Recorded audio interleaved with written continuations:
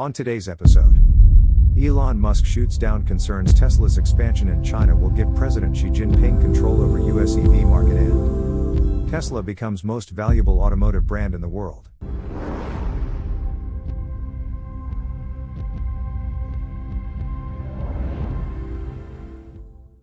Elon Musk, CEO of Tesla, SpaceX, and Twitter, and Vivek Ramaswamy, author of Woke Incorporated and a 2024 presidential candidate for the Republican Party, recently engaged in a Twitter back and forth about Tesla's expansion in China and its implication for the U.S. automotive market and national security. The Twitter back and forth began when Tesla Asia's official Twitter page tweeted a picture of a signing ceremony between Tesla officials and Chinese officials for a new megafactory to be built in China, with the caption, "We set off on a new journey towards Master Plan 3. Meet Megafactory in Shanghai, China." The new factory was announced yesterday and has a production capacity of 10,000 megapacks a year. The plant is expected to begin construction next quarter and begin operations in Q2 2024. The new megafactory in China is part of Tesla's plan to build several new megafactories across the world and follows in the success of Tesla's Lathrop, California plant, which has already reached a production rate of 7,000 megapacks a year. The signing ceremony for the new megafactory in China was a celebration, as it is expected to bring in more than $20 billion in annual revenue for the EV maker and contribute to the economical development of the nation. However, not everyone has regarded Tesla's continued expansion in China as a good thing. Ramaswamy responded to the tweet announcing the new plant, saying, "This is concerning.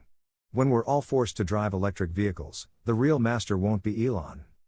It'll be Chinese President Xi Jinping, and the name Master Plan 3 is eerily spot on."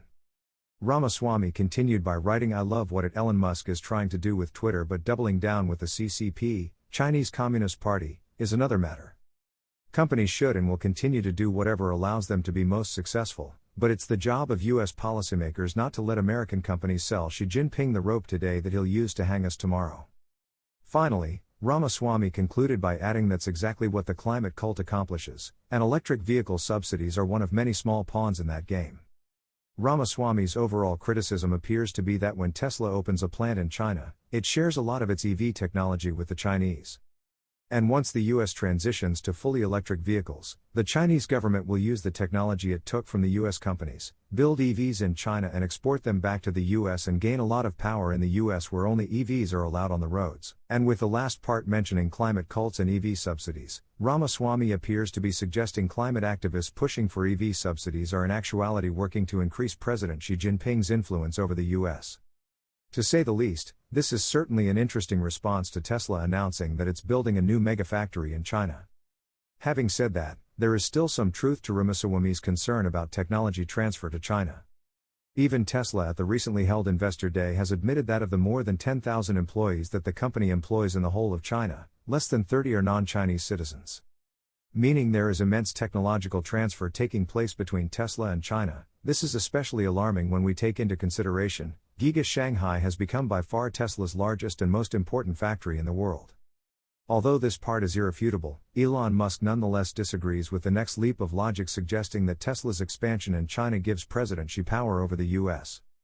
Musk replied to Ramaswamy's tweet, saying, "Yeah, wrong on many levels. Tesla is increasing production rapidly in Texas, California, and Nevada." And for the part about EV subsidies, Musk continued by writing, "Our competitors require subsidies, not us. That said, if competitors get subsidies, Tesla should get them too. Tesla's competitive position would improve if all subsidies ended."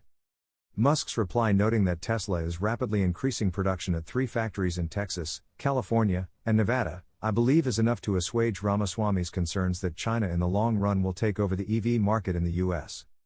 And when it comes to the EV tax breaks, if Ramaswamy is worried about China's influence over the automotive market in the US, the recently passed EV incentive should lessen his concerns, as the law specifically bars EVs or batteries built in China from receiving the tax incentive. However, if Ramaswamy's objection is with the overall push for EVs and climate change advocacy, then that is a whole other issue, and you can tell me what you think about that down in the comments. Tesla just recently surpassed Mercedes-Benz and Toyota to become the most valuable automotive brand globally. The US EV maker has now surpassed Mercedes-Benz and Toyota to claim the top spot with a valuation of $66.2 billion. The US EV maker moved up 2 spots on the list of automotive brands and is now valued at a whopping $66.2 billion. Tesla has been through some tough times over the last few years, though 2023 has been arguably positive thus far.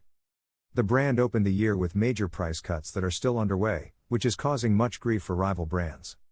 While the US automaker's stock still isn't spiking as some investors may have anticipated, Tesla's value is rising while competing brands are seeing a drop. According to a recent report from Brand Finance, a consulting agency that tracks brand value in various segments, Tesla's value soared by some 44% to rise to the top of the chart. Brand Finance looks at 5,000 brands and publishes over 100 reports as it compiles its brand ranking lists each year. It features both the most valuable, as well as the strongest, automotive industry brands in its annual Brand Finance Automotive Industry 2023 ranking. The Brand Finance report claims that this is the first time Tesla has been at the top of its automotive brand value list. The publication also notes that it's the first time an automaker has been at the top of the list that doesn't produce any gas-powered vehicles. Valuation Director of Brand Finance Alex Haig shared. This growth in brand value is a positive sign for Tesla as it indicates that consumers are recognizing and valuing the brand more, which could potentially lead to increased sales and revenue in the future.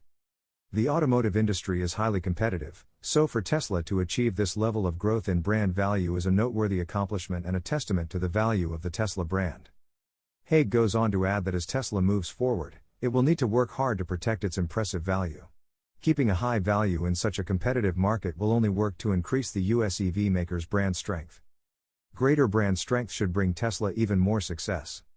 The report goes on to share that Tesla's current value is over 5 times higher than its pre-pandemic value. Last year's automotive brand value leader, Mercedes-Benz, has seen its value come down 3%, which puts it at $58.8 billion. Meanwhile, Toyota held the second-place position in 2022, and its value is now down a whopping 18%, at $52.5 billion. The Japanese automaker recently got a new CEO and is planning on moving forward with an EV future, though it's seen by many as too little too late. So what do you think? Are you excited to learn that Tesla has signed a deal to build a new Megapack factory in China? Also, what do you make of the concerns about technology transfer from Tesla to China and Tesla becomes most valuable automotive brand in the world? Let me know your thoughts in the comments below. Give the video a thumbs up to enable us reach more people and consider subscribing to our channel for more like this. We appreciate your support and look forward to seeing you in the next video. Thank you so much for watching.